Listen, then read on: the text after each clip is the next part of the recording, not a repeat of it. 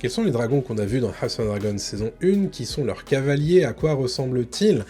Quels sont les dragons qui nous attendent également en saison 2 de House of the Dragon? À qui appartiennent-ils?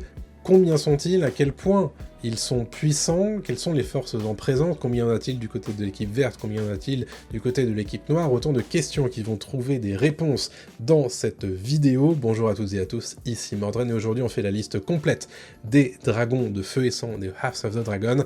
Il y a beaucoup de choses à dire, alors c'est parti. Commençons par faire le récap des dragons Targaryens qu'on avait déjà vus durant la saison 1 de House of the Dragon, et il y en a un paquet, même si on en a plus vu certains que d'autres. Commençons par Syrax, c'est le tout premier dragon que l'on voit dans la saison 1 de House of the Dragon. Il s'agit de la dragonne de Rhaenyra Targaryen, fille de Viserys Ier Targaryen. Elle n'a pas eu d'autres cavaliers connus à ce stade.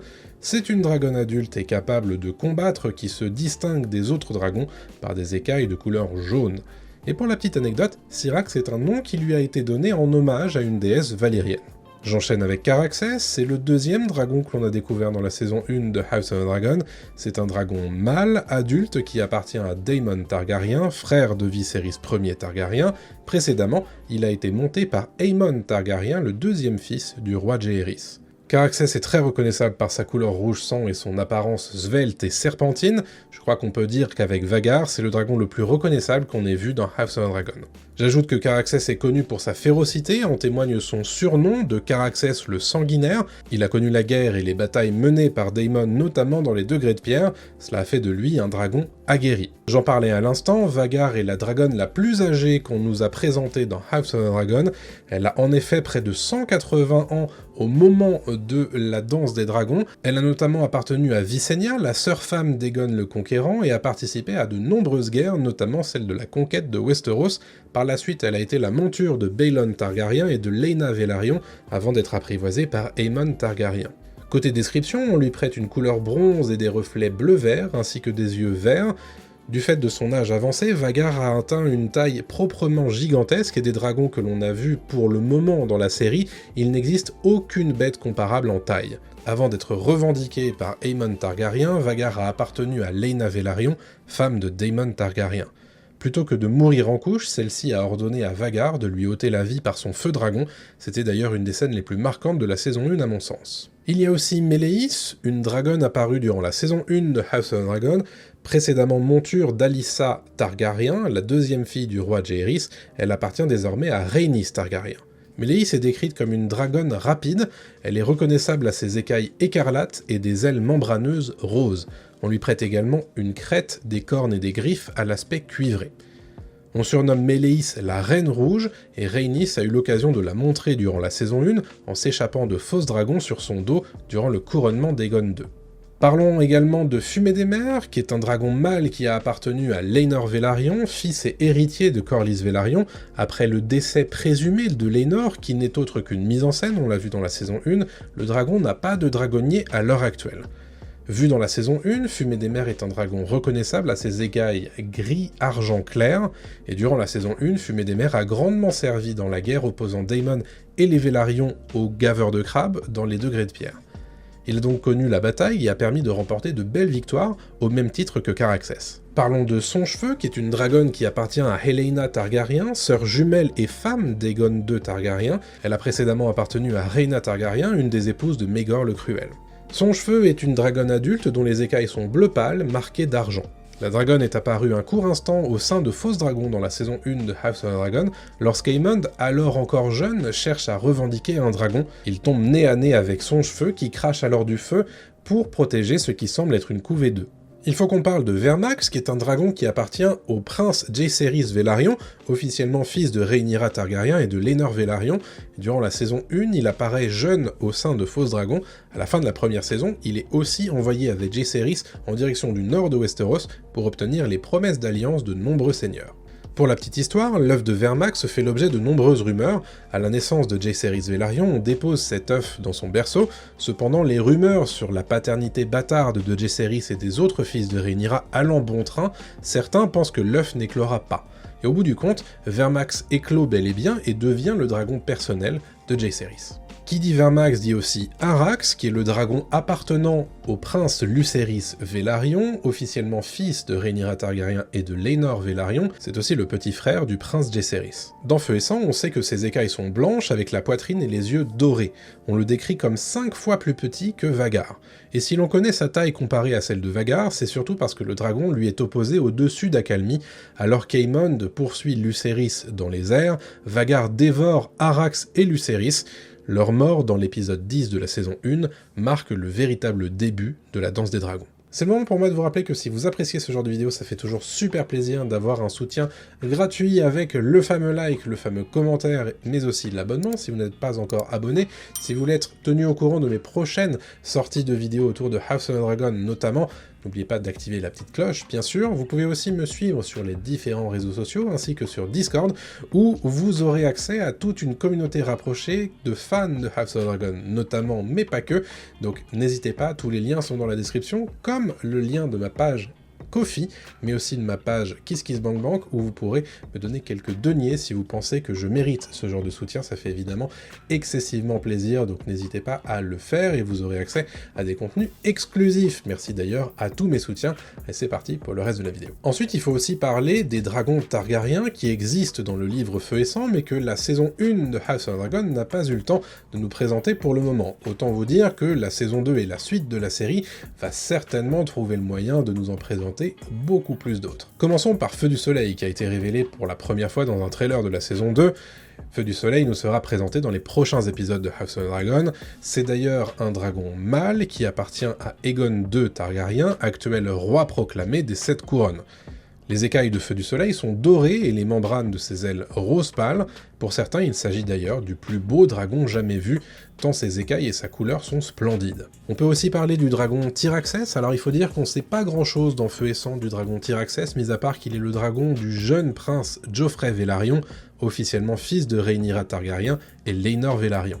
À l'époque de la saison 2 de House of the Dragon, Tyraxes est un jeune dragon qui n'est pas encore adulte, et tout comme Arrax et Vermax, il a été déposé dans le berceau de son futur maître. Parlons aussi de Danselune, ou Moondancer en anglais, qui est un dragon qui appartient à la princesse Baela Targaryen, fille de Daemon Targaryen et de Laena Velaryon. Il est reconnaissable à la couleur vert pâle de ses écailles, tandis que ses cornes et griffes sont nacrées. On sait également dans le livre Feu et Sang que c'est un jeune dragon que Baela ne commence à monter qu'une fois la danse des dragons débutée. Enfin, il faut aussi que je parle de Tessarion. Alors je sais que la mention de cette dragonne va tout de suite poser des questions à ceux qui ont suivi le plus House of the Dragon. Tessarion, c'est le dragon de Daeron Targaryen, quatrième enfant de Viserys Targaryen Ier et d'Alicent Hightower. C'est aussi le seul à ne pas être apparu dans la saison 1 de House of the Dragon. Tessarion, c'est une dragonne, parfois appelée la Reine Bleue, en référence à ses écailles et ses ailes d'un bleu cobalt. Sa crête, ses griffes et son ventre sont quant à eux cuivrés. Alors Tessarion, c'est une jeune dragonne, mais qui est quand même capable de se battre. Elle se situe cependant au même endroit que Daeron, et si vous voulez en apprendre plus sur Daeron et sa dragonne Tessarion, je vous recommande la vidéo qui est juste ici, qui vous permet de comprendre pourquoi on n'en a toujours pas entendu parler de ce fameux Daeron dans House of the Dragon saison 1. Là-dessus, on peut aussi mentionner les dragonnets de moindre importance, Nuée d'Orage, le dragon d'Aegon le Jeune, fils de Daemon et de Rhaenyra Targaryen, il y a aussi Point du Jour, Shrykos et Morgul, mais je ne vais pas m'appesantir sur eux car je ne pense pas qu'ils seront présentés durant la saison 2. Il faut aussi citer les dragons Targaryens qui à l'heure actuelle n'ont pas de dragonnier au moment où débute la saison 2 de House of the Dragon. Il y a d'abord Vermithor, parmi les dragons qui ne sont revendiqués par aucun cavalier au début de la saison 2, on peut parler de lui, qui est l'ancien dragon du roi Jaehaerys Targaryen Ier, parfois appelé la Furie d'Airain. Vermithor est un vieux dragon adulte mâle dont les écailles et les ailes sont bronze et beige. Il a quasiment 100 ans au moment de la danse des dragons, ce qui fait de lui un dragon immense et puissant, dépassé seulement par Vhagar en termes d'âge et de taille. Comme on peut le voir dans un des trailers de la saison 2, Vermithor se trouve sur Mondragon, à Dragonstone. Il y a aussi Aile d'Argent, ou Silverwing en anglais, qui est une dragonne sans cavalier au début de la saison 2 de House of the Dragon. Précédemment, elle était la monture de la reine Alysanne Targaryen, femme de Jaehaerys Ier. On lui connaît une couleur argentée, tout à fait logique étant donné son nom. Elle est par ailleurs connue pour être plutôt docile, et tout comme Vermithor, Aile d'Argent se trouve sur Mondragon, à Dragonstone, au début de la saison 2 de House of the Dragon.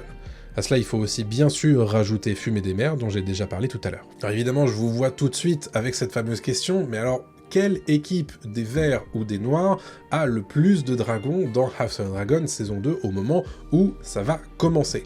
Bah en fait, c'est plutôt assez équilibré, parce que si je compte du côté des verts, on a donc Vhagar avec Aemond, Feu du Soleil ou Sunfire avec Aegon, on a Songe-Feu, Dreamfire avec Helaena, et on a Tessarion avec Daeron. Voilà pour les dragons du côté des verts qui sont aptes à se battre.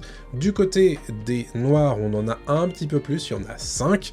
On a Syrax du côté de Rhaenyra, on a Caraxès du côté de Daemon, on a Meleys du côté de Rhaenys, on a Vermax du côté de Jaehaerys, et enfin on a Danselune, Moondancer, du côté de Baela. Des dragons en plus grand nombre, il y en a 5, mais des dragons aussi un petit peu moins âgée, par rapport à Vhagar évidemment, qui est la plus âgée, la plus imposante, la plus puissante de tous les dragons que je vous ai présentés pour l'instant. Et ensuite, bon, bah il y a les dragons Targaryens qui n'ont pas de dragonnier à l'heure actuelle, et qui sont tous situés à Mondragon, comme je vous l'ai dit tout à l'heure, tous situés autour de Dragonstone. Il y a Fumée des Mers, Vermithor et Aile d'Argent. Voilà pour les forces en présence. Donc on a 4 dragons du côté des verts, 5 dragons du côté des noirs, mais l'avantage, on va dire, d'expérience est plutôt du côté des verts avec Vhagar évidemment. Donc c'est ici que je vais entrer un petit peu dans la nébuleuse spoiler de fin de vidéo. Je vous recommande évidemment, si vous voulez pas être spoilé ou quoi que ce soit, si vous voulez éviter un petit peu d'être spoilé avant la saison 2, d'aller voir cette vidéo là, qui est une grande analyse du 3e trailer de House of the Dragon saison 2, si vous voulez évidemment poursuivre votre visionnage sur ma chaîne, ça ferait évidemment toujours très plaisir. Mais en tout état de cause, là on va parler de 3 dragons qui n'ont pas encore été présentés dans les matériaux promotionnels de la série, peut-être qu'ils vont apparaître en saison 2, on n'en est pas encore sûr, mais je voulais vous en parler par souci d'exhaustivité bien entendu. Je voulais bien sûr parler des 3 dragons sauvages qui apparaîtront sans doute dans la suite de House of the Dragon à un moment ou à un autre. Ce sont 3 dragons qui se situent tous autour de Mondragon et de Dragonstone. Il y a d'abord Voleur de moutons, ou Sheep Stealer en anglais, citons-le d'abord parce que c'est un dragon adulte, plutôt vieux, puisqu'il doit avoir quelque chose entre 80 et 90 ans au moment où va commencer la saison 2 de House of the Dragon. Les habitants de Dragonstone l'appellent Voleur de moutons comme ça parce qu'il adore la viande de mouton et s'en repaît dès qu'il le peut. Il aurait mauvais caractère et serait plutôt vicieux, et d'un point de vue de description, Feu et Sang nous dit qu'il est d'un brun sale et est plutôt moche par-dessus le marché. Deuxième dragon sauvage que je voulais citer, il y a Gris Spectre, qui est nommé comme ça parce qu'il est gris pâle. D'après les habitants de Dragonstone, Gris Spectre est plutôt du genre fuyant et ne recherche pas les interactions avec les humains, à tel point qu'il pouvait le perdre de vue pendant de longues périodes. Et enfin, dernier dragon que je voulais citer pour vous dans cette vidéo, c'est le Cannibale. Il s'agit du plus gros et plus vieux des dragons sauvages vivant à Dragonstone. On l'appelle ainsi parce qu'il a tendance à s'attaquer aux autres dragons et à manger leur progéniture, qu'il s'agisse de dragons juvéniles ou bien d'œufs. D'un point de vue descriptif, on sait que le Cannibale est noir et a des yeux verts. Voilà ce que je voulais vous dire sur cette liste complète des dragons qu'on a déjà vus dans House of the Dragon, des dragons qu'on va voir dans House of the Dragon, des dragons qu'on pourrait voir dans House of the Dragon dans la suite. En tout cas, tout ça, c'est beaucoup de dragons, beaucoup d'informations, c'est aussi pour ça que je voulais vous les condenser dans cette petite vidéo. Est-ce que cette vidéo vous a plu? Quel est le dragon que vous préférez, vous, dans House of the Dragon et dans Feu et Sang? J'attends évidemment les réponses à cette question dans les commentaires ci-dessous. Ça aidera évidemment l'algorithme à comprendre que cette vidéo est de qualité et vous a plu, et donc n'oubliez pas le petit pouce en l'air, l'abonnement et la cloche pour être mis au courant des prochaines sorties de vidéos House of the Dragon. Je vous en ai prévu plein, donc allez-y, ça me fera super plaisir. Soutenez-moi sur Discord, mais aussi sur Ko-fi et sur KissKissBankBank, ça me fera toujours chaud au cœur. Merci à mes soutiens, je vous donne rendez-vous très prochainement pour une nouvelle vidéo. D'ici là, portez-vous bien, salut à tous.